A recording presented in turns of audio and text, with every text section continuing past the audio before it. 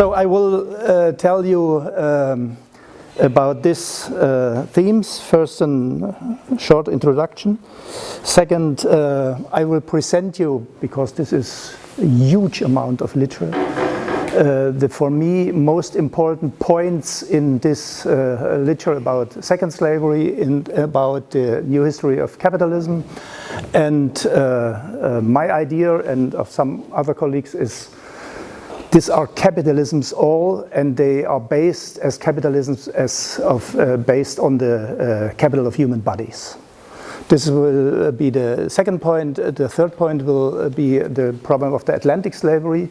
This means, first of all, the almost 11 millions of people who were passing the Atlantic was a huge amount of value. And all the states that we know as slave trade states, England, France, the Dutch, the Portuguese and the Spanish, first of all, some Prussians also, try to participate in this huge amount of Atlantic slavery values based on human capital of human bodies. The fourth point will be very sure, and I will change a little bit between macro and micro. My results from just 1 year I was in Cuba, I was searching for the real house of Humboldt in Havana, and I detected an entire book about the slave trade and Humboldt's information directly from the slave traders when he was in Havana. And then macro and micro, if I come until this point. And the sixth will very short some global projections. The introduction, I had 2 lives, or I have 2 lives until now. The first was in the Karl Marx University, I remember, this was the name, until 91. And in the Karl Marx University we were very proud about how to say it, about a Marxist repartition of the world for studying the revolutions in the world. This was Walter Markov, the most famous scholar there was Walter Markov, for 10 years here under the Nazis in Siegburg, in jail. And my tutor was Manfred Kosok. This was a very famous center of studies of elites, revolutionary elites. But it was closed when the real revolution in the streets of Leipzig in 89 and 90 and 91, it was closed. The center for studying the revolution was closed when the revolution was in the streets. And then I came to Cologne, and there I made for 25 years field work on not so the elites, from below practically. This is a classical post-colonial theme. And I came to the result, it's a little bit uneasy for me, after 25 years, there is no self-representation, of the enslaved in slavery. In slavery, not after. We had the slave narratives, so-called slave narratives, and so on and so on. And we have some processes where they have to speak, but this is under pressure. We have practically no self-representation of the enslaved. In the Atlantic zone, perhaps one of my projects here will be this self-representation of the enslaved, slave lives. Perhaps it is better under Muslim or under Islamic enslaved, because they are literate. Some of them are more literate and more formed in the Quran and so. Well, let us see if I have a third life here in Bonn, because in Cologne they said to me, you are too old to be in the Global South Study Center. And then Stefan was asking me, when it was, February 16, more or less, 3 years more or less, then he asked me if I will come to Bonn. So, this introduction, now the second slavery as a huge body of literature. This is the older one. it starts for me with Marx. I'm not reading it every week, this 24th chapter of the first volume of the Capital, the so-called original accumulation, but it is very important. But it is in the line, in the classical line, I would say, to say that accumulation from slave trade and from slaveries and from slave hunting in Africa is part of the British industrialization, or is financing the British industrialization. That's why I'm calling it older, but the debate is going on in this part of the literature on second slavery and slavery as part or as capitalism. So you have some names here. Williams, it's very clear, we're 75 anniversary of Eric Williams now last week in Liverpool. And we have a very good new edition of Williams. Then we have the works of Barbara Solo and so on. We have Ini Corey, a scholar from Africa, from Nigeria, which has done very interesting work comparing slaveries between Africa and medieval Europe and so on, and also this question of industrialization. You will have the PowerPoint here in archive, so you can have a look on, or you can copy it, or whatever you want to do with this. And we have the famous Marxist scholar here, Robin Blackburn, and we have one not so famous, but all well-known also. He is analyzing this question of paying for the industrialization for France. So second slavery as a modern slavery, a very modern slavery, in industrialized slavery, with all aspects of modernity, is in this question of second slavery. Dale Talmage had published in this year the first article on second slavery. So this concept is very long, for a very long time, not so in debate, but it began to be debated from the financial crisis onwards, more or less, from 2007, 2008, more or less. And then we have some works about this. This is for the south of the United States. This is for the Latin American, Cuban territories. The most important in a perspective of historical sociology is this last one here in black letters here. For me, the most important and the most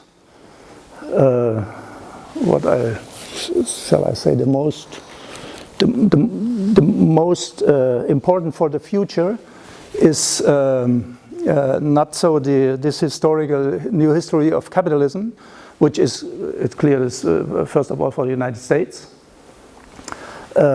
It's also important, but for me, with a global perspective, is too much focused on the United States.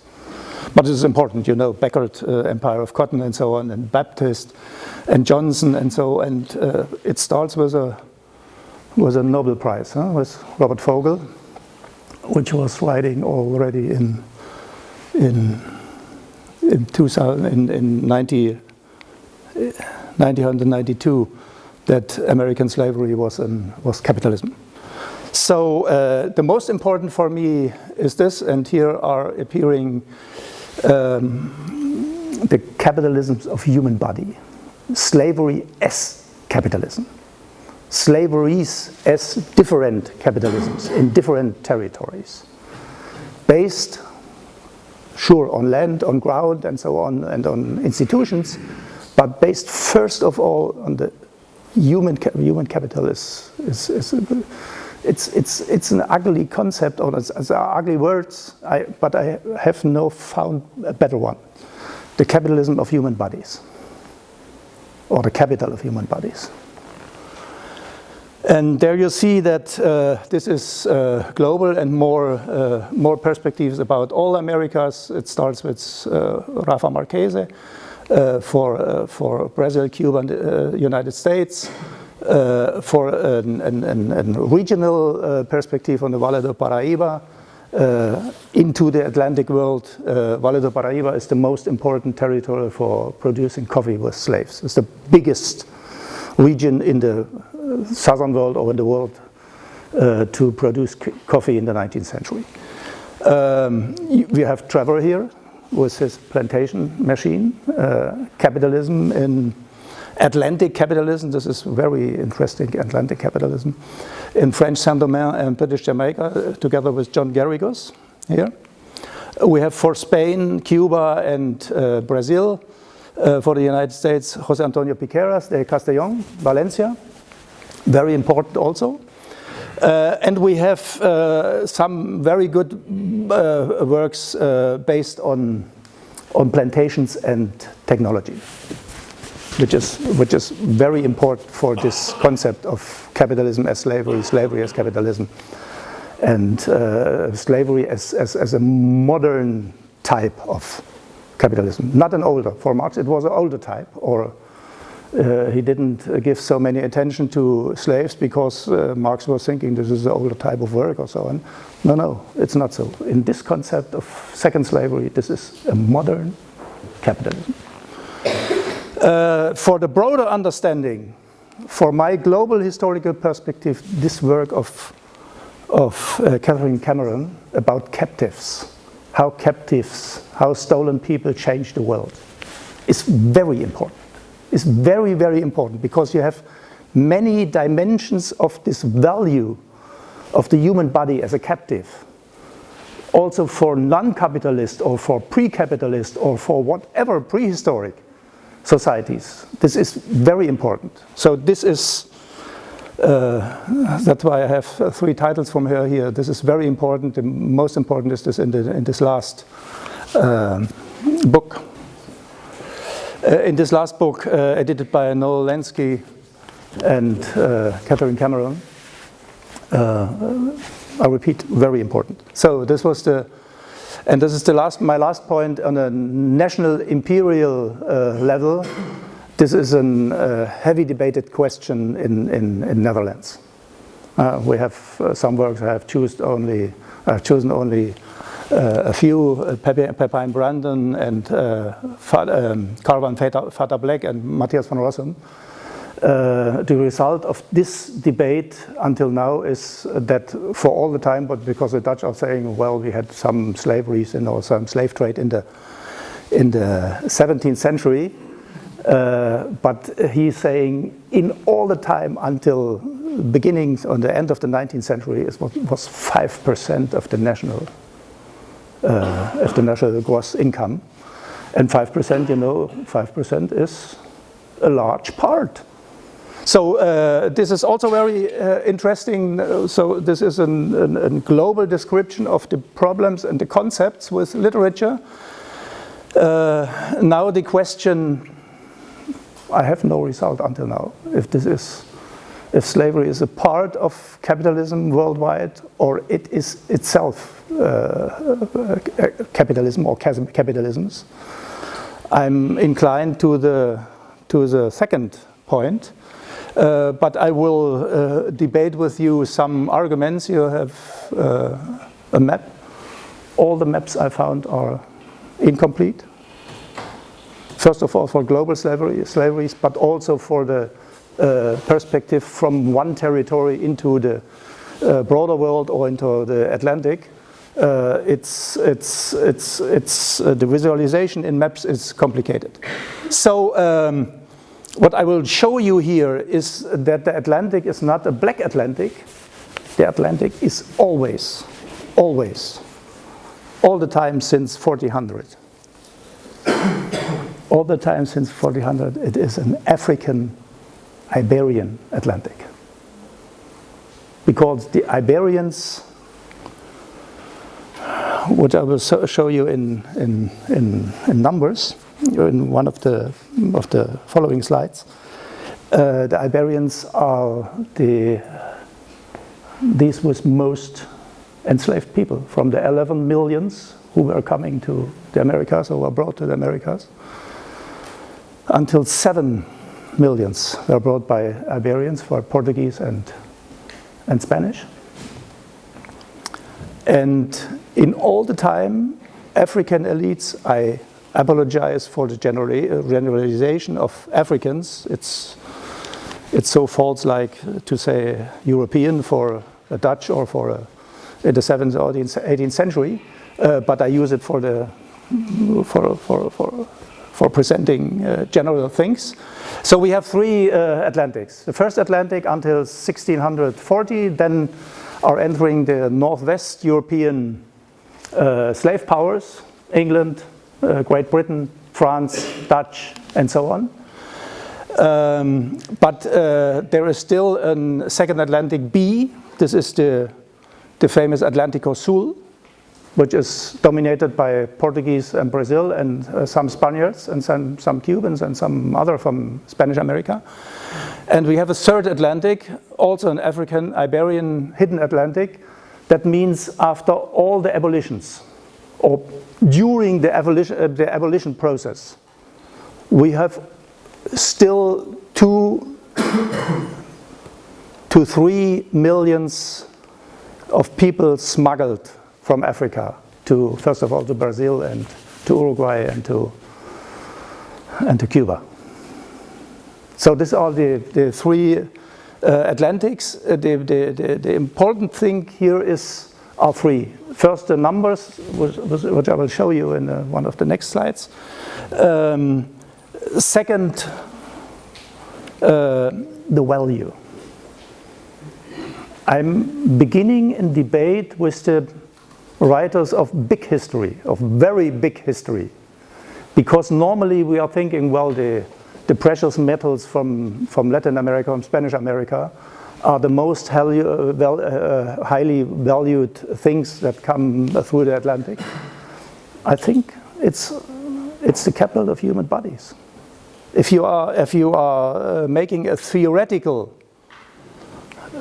estimation of 8 million people in the second Atlantic, A and B, and you are counting 300 silver pesos, are the famous piastres in English literature, then you will come to these numbers.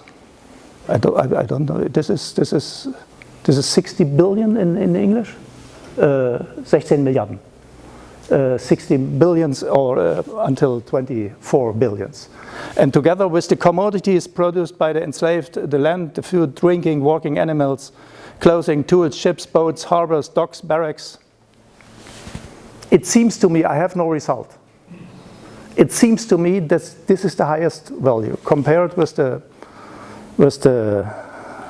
Spanish American, Brazilian precious metals. Spanish America, first of all, silver and some smaragds, and the Brazilians, first of all, gold, and the European commodities, which are coming from Europe through the Atlantic to other parts of the world, first of all, for me here, to the Americas. These are not so high in value as the enslaved bodies, as these 8 million, this example of 8 million. So here you have the numbers.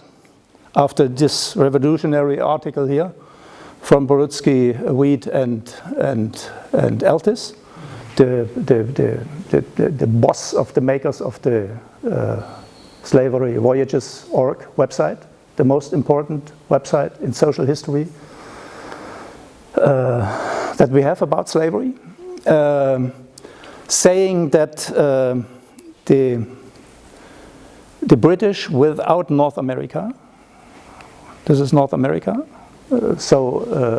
before the independence and after independence until 1808, this is North America, very few, 0.4% of all the 11 millions.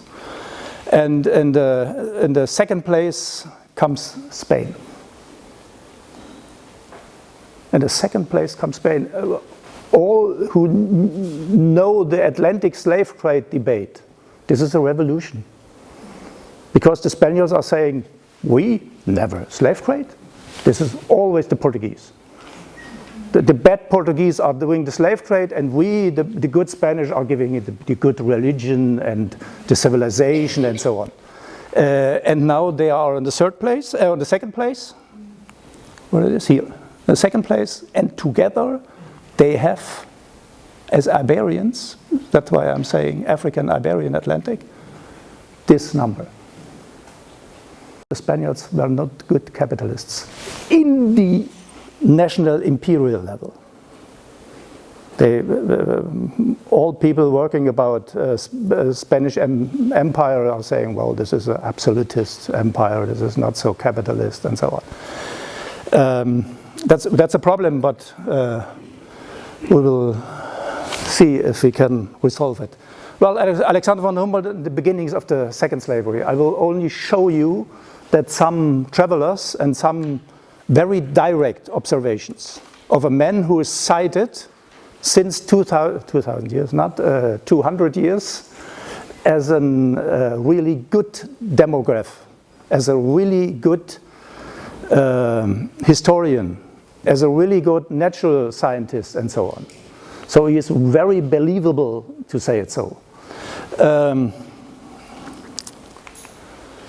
When I came to Cuba in September last year, I was researching for my themes here. I was looking for a German slave trader and a doctor in Africa and Cuba, and for my slave voices and so on. And then I was thinking, yeah, well, I will have a look where, in what house Alexander von Humboldt was really living. Because the Cubans have an UNESCO older part of the town, and there's a house of Humboldt, which is not the real house of Humboldt. So I was saying, this is easy. I haven't found it until today. It's not in the documents, but in documents is. This is the travel of Alexander von Humboldt. This is that, you know, there are two dimensions of the Humboldt work. For us as historians, the diary dimension in the voyage on the spot, to say it so, it's more important because he's much more direct in the diaries than in his published work. In his published works, you know, the famous essays and the Relations historiques, he is an abolitionist, a liberal abolitionist, against slavery and against slave trade. But in real life, this is a result of my research, he was living for all the time he was in Cuba, almost 5 months. He was living in the house of the biggest negrero, of the biggest slave trader by that time, Juan Luis de la Cuesta. Here he is. And the good dimension, because, you know, Humboldt, we are in the 2050 years anniversary of Humboldt. We have a big discussion debate in Berlin about the Humboldt Center. For Germans, Humboldt is all the good in German history is concentrated in Humboldt, and so I was in Spanish we are saying estuve loco. I was crazy to find out not some bad things, but some real things. And so the good thing is that he can interchange with this guy, and the direct numbers of slave transportations and of the most modern dimension of second slavery in Cuba, but also in Venezuela, where Humboldt also was, came from this contacts, face to face, for me. And he also probably saw an auction of enslaved people from this guy in the barracoons of Havana. These are the barracoons of Havana, only very, very, very short. The present are the barracoons here. Barracoons and plantations and harbors are extremely important elements of all what has to do with slavery and with slave trade. So he saw this barracks, and he saw also barracks on the plantations. Barracks on the plantations, from the owner's view, is the most modern form to give housing to the enslaved. Very clean, good constructed, with cooking possibilities in the yard, of the barracks. I will show you now one barrack. And he's observing the beginnings of the capitalist plantation, of the second slavery plantation in Venezuela here.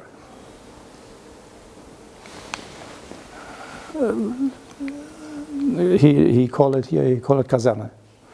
It is a barracon in Spanish, barracks of the plantation. And he's saying this is very profitable only for post-colonialists. That's why the Afro-Venezuelan, Afro-Colombian, Afro-Brazilian, Afro-Cuban forms of culture, 50% or 60% of these forms of culture are still there.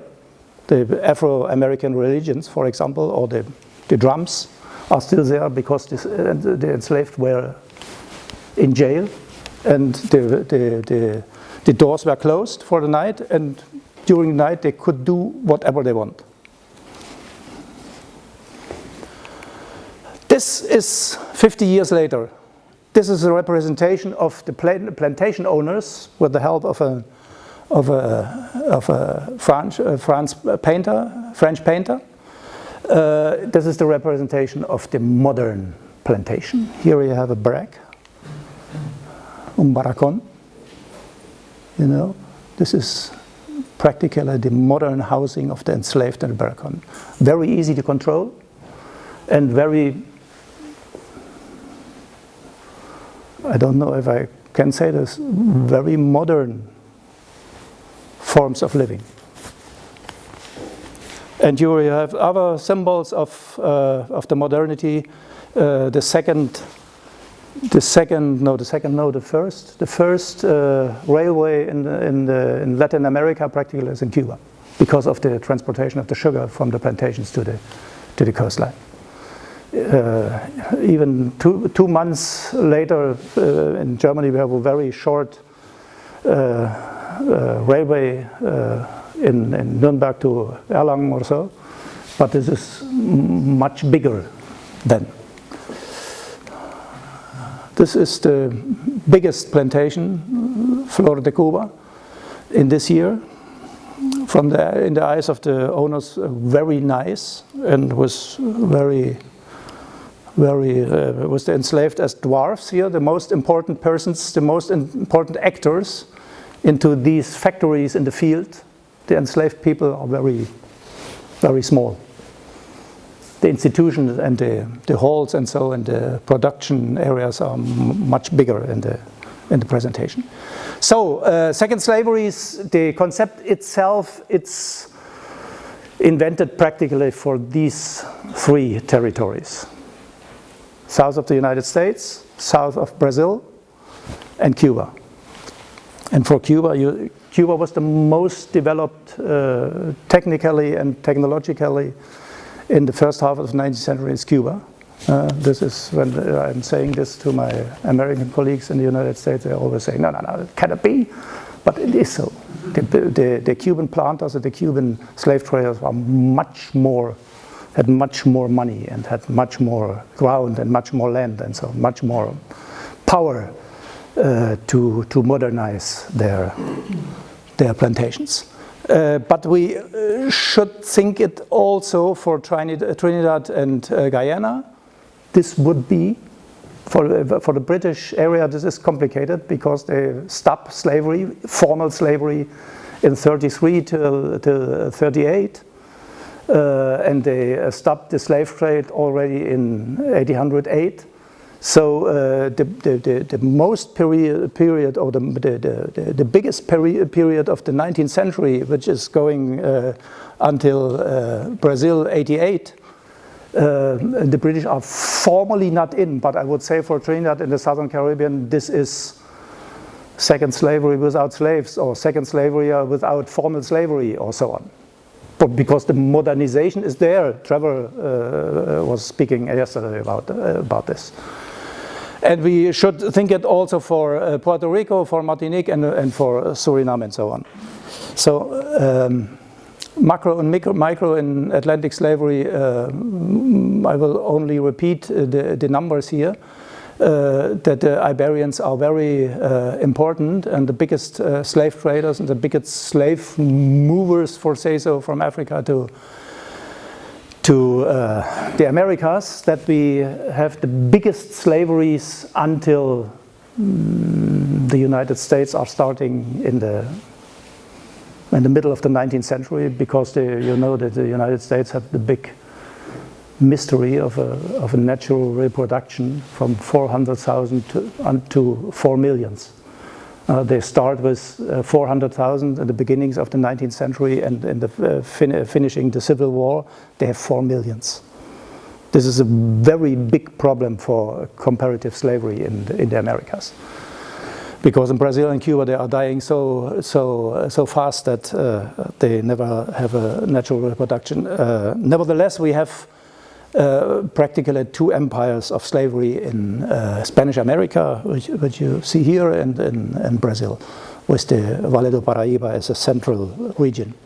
The micro is, and this is very important for historians, I think, the written construction of property of human bodies. We have to start with, Damian is here, the Slaving Zones book. Africa, the inner of Africa, was a very big slaving zone, or very big slaving zones for central regions which were in the Americas, for example, or for other central regions. And read this carefully. Paul Lovejoy is the most famous historian of African slavery. He is saying, well, you guys from the Atlantic, never forget that we in Africa had much more slaves than ever in the Atlantic region. Don't forget this. Well, you have the phenomenon of barracks, very important dimension structure of slave trade and Atlantic slavery. You have this as a service center. This is an Angolan service center. Here are the enslaved and here are the slavers. And they can hire these houses, these barracks, from the African leaders.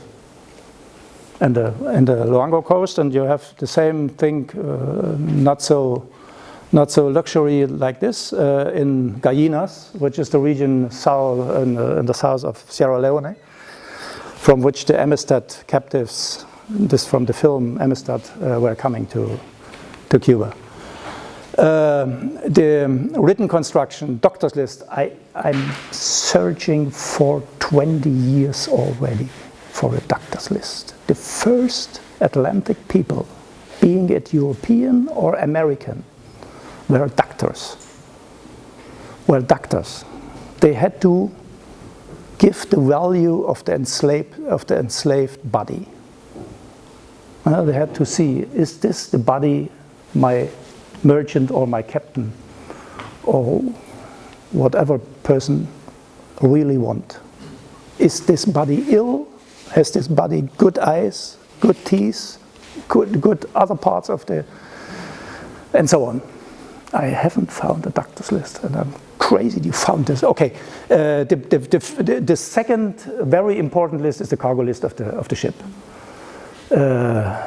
Normally only giving information about the body, the gender of the body and the age of the body. And in Spanish we have a word for this, because 75% of the Atlantic enslaved people were men. This is the pieza de Indias. Pieza de Indias say you all about the value. This is had not illnesses. It's a good body. It's a beauty body. It has all what my merchant wants, and it has the full value from 15 years to 35 years. This is the full value. This is a pieza de Indias. And all the other were measured against the pieza de Indias. 2 women, 1 pieza de Indias. Very young women can be a pieza de Indias. And they have also, first of all, the Portuguese, they have adolescent here, muleques and mulequitos, till 7 years, and from 7 to 14 years. Third part of a pieza de Indias is a muleque. Here you see the only real representation the only real representation of a slave ship, of the packing of a slave ship. Forget all the ships of the abolition debate. These are not real. This is a real, from a slave owner, and the captain on his ship, he was saying, my ship is so beauty, to his painter, to his card maker, to his map maker. So give me a representation of my beauty ship. And this is, you see the deck here, the crew is sleeping here. These are the toilets, these are water and so on. And this is the slave deck. Here was the men and here was the women. The only real representation.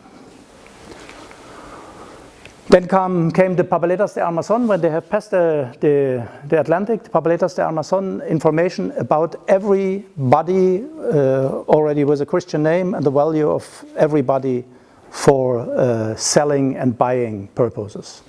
This is in Spanish America, so, and until this year with brandings, it was the famous brandings, one in Africa here and one arriving in the Americas here. So they have two branding marks. Then came all the purchase paperwork, the notarial protocols of selling and buying in society with central Roman law, with copies in notarial archives. All from the Anglo-American sphere would say, well, this is a machine to make money, to have this in the archive, but in the societies of Roman law, this is so. Here you have the Papeletas de Armazon, with the value in pesos, with the ship, with the captain, and so on, and the date, and so on. This is very important for selling the people. So I have to finish. Then baptismal lists with Christian names, most of them Maria and Jesus. To be interchangeable, so they have Jesus 1, Jesus 2, Jesus 3, and so. And if policy were coming and say, where's Jesus? Then they had always another Jesus. They were interchangeable. And then we have wills as full written capitalist property, where the enslaved people, together with animals, mobiliar, the installations and the land were the main value. And then we have death lists in cemeteries in the plantations in Cuba and in other parts of Spanish and Iberian America. And we have lists of depositos. These were jail and workhouses for the fled slaves, for the maroons and for the enslaved. So the recognition of the fled slaves were from the tattoos and from the scarifications of the enslaved people. This is for Brazil, but we have also this representation for Cuba and for other parts. And this is a very special list. This is a list of the pacotilla trade. All the captains and all factors in Africa, this is a factor from the United States, from Baltimore, were going with their private slaves to the ships, and when they arrived, he will go to his vacations in Havana, and he's paying with prime boys and prime girls. That is from Rio Pongo here, from Rio Pongo, 1815, and here are with African names and prime girl and prime boys, and he's paying for 3 months of stay in Havana in a hotel. He's saying to the hotel boss, well, I will give you the 1 prime boy. This is value of human body in money. So the global dimensions. I'm still not decided if we should call it second slavery, Atlantic capitalism, or slavery as capitalism, but there are arguments for all parts. What is very important for me, I repeat it, is the base in the capital of human bodies. Of this third and second plateau, this is the organization of my short book about slavery as a human history. The normal plateau of Atlantic slavery is the third plateau, and then came the fourth plateau, where under the abolitionistic discourses, the Europeans, first of all the English, but also other European traders and European economists and European merchants are going until China, until all parts of the world. And this is, in this fourth plateau, this is a combination of all types of slavery, sometimes with name, slavery, sometimes, most of the times without a name. They use the local name and this is not slavery, so we can do it, the English. Now this is these two plateaus. And for the European islands, as Richard has said to us last week, this is clear with the problem of the British emancipation. And the British, they cannot be formally or in temporal dimension, they cannot be second slavery with slavery, but they are modern types of production with former slaves and with all types of migrations and so on. But also for many parts of the world, here they are. Where is debated in Africa is the Sokoto Caliphate, here in the northern Nigeria. This is also very, very huge slavery. And Paul Lovejoy is debating it for the plantation question. And here for other parts of the world, for Arabia, the Gulf Coast, East Africa, and so on. Remember, this is also debated as new slavery, the big migrations, for what we have the great articles of Adam McHale for the big migration, 2 million from 1840 until 1950, more or less, all over the world. So, conclusion. This is the conclusion. So capitalism is very dependent, or was very dependent. I'm not debating the so-called modern slavery. Very dependent on slavery and enslaved people. There were modern slaveries, second slaveries as capitalism since 1814, since the Opium Wars, more or less, mixed with all other types of dependencies. Unfree labor, free labor, migrations, convict work, and so on. So capitalism was not possible without slavery. Thank you.